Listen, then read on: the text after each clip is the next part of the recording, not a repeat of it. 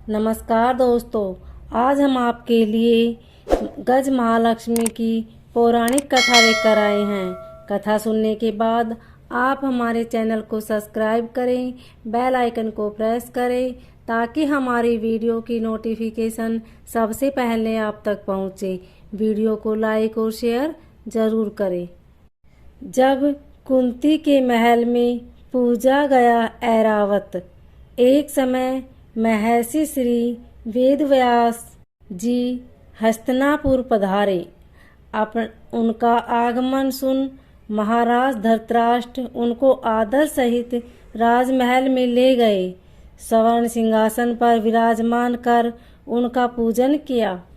श्री व्यास जी ने माता कुंती तथा गांधारी से हाथ जोड़कर प्रश्न किया, हे महामुने, आप त्रिकालदर्शी हैं, अतः आपसे हमारी प्रार्थना है कि आप हमको कोई ऐसा सरल व्रत तथा पूजन बताएं जिससे हमारा राज्य, लक्ष्मी, सुख संपत्ति, पुत्र पौत्रादि व परिवार सुखी रहे।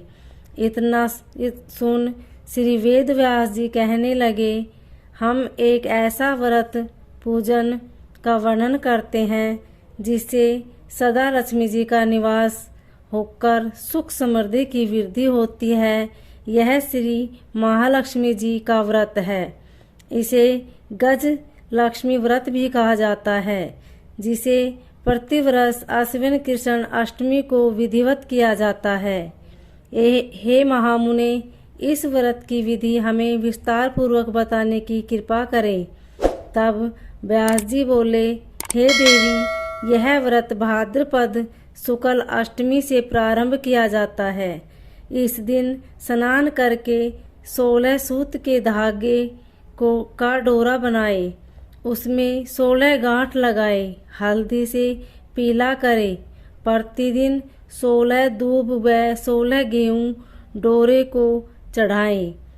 अश्विन कृष्ण अष्टमी के दिन उपवास रखकर मिट्टी के हाथी पर श्री महालक्ष्मी जी की प्रतिमा स्थापित कर विधि पूर्वक पूजन करें।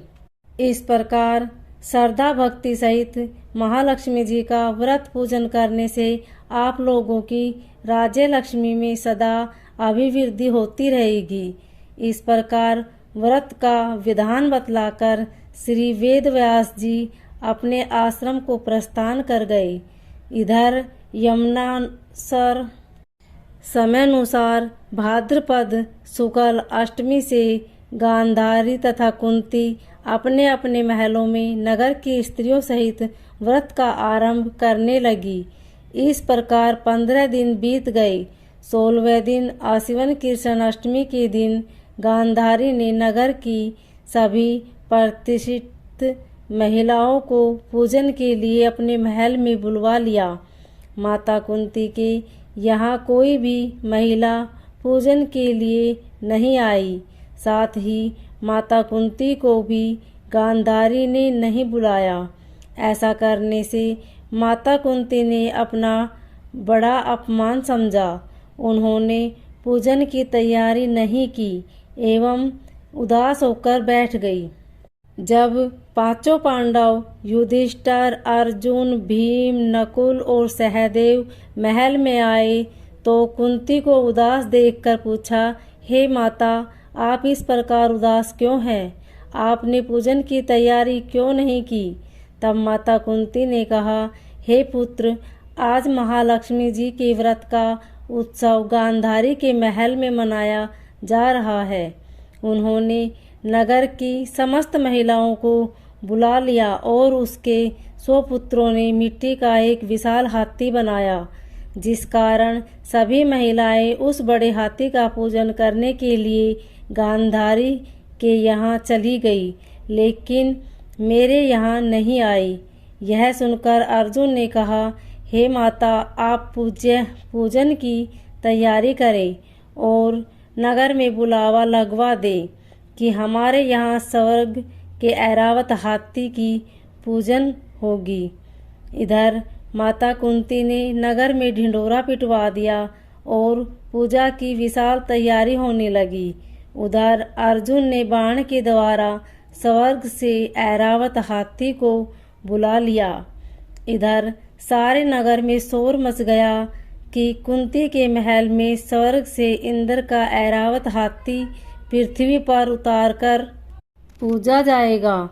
समाचार को सुनकर नगर के सभी नर नारी, बालक एवं वृद्धों की भीड़ एकत्र होने लगी। उधर गांधारी के महल में हलचल मच गई। वहां एकत्र हुई सभी महिलाएं अपनी अपनी थालियां लेकर कुंती के महल की ओर जाने लगी।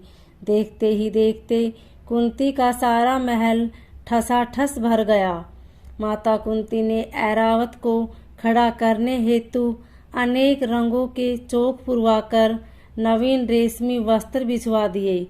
नगरवासी स्वागत की तैयारी में फूलमाला, अबीर, गुलाल, केसर हाथों में लिए पंक्तिबद्ध खड़े थे। जब स्वर्ग से ऐरावत हाथी पृथ्वी पर उतरने लगा तो उसके आभूषणों की ध्वनि गूंजने लगी। ऐरावत के दर्शन होते ही जय जयकार के नारे लगे। सायंकाल के समय इंद्र का भेजा हुआ हाथी ऐरावत माता कुंती के भवन के चौक में उतर आया। तब सब नर नारियों ने पुष्पमाला, अबीर, गुलाल, केसर आदि सुगंधित पदार्थ चढ़ाकर उनका स्वागत किया। राज्य पुरोहित द्वारा ऐरावत पर महालक्ष्मी जी की मूर्ति स्थापित करके वेद मंत्रों उच्चारण द्वारा पूजन किया गया।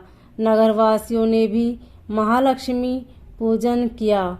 फिर अनेक प्रकार के पकवान लेकर ऐरावत को खिलाए और यमुना का जल उसे पिलाया गया।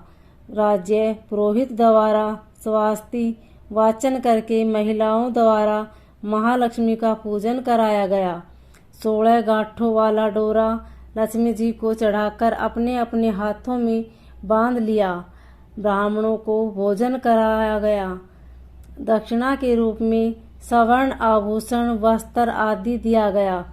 तत्पश्चात महिलाओं ने मिलकर मधुर संगीत लहरियों के साथ भजन कीर्तन कर संपूर्ण रात्रि महालक्ष्मी व्रत का जागरण किया।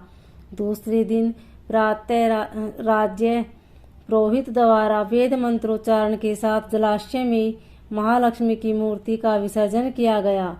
फिर ऐरावत को विदा कर इंद्रलोक को भेज दिया गया।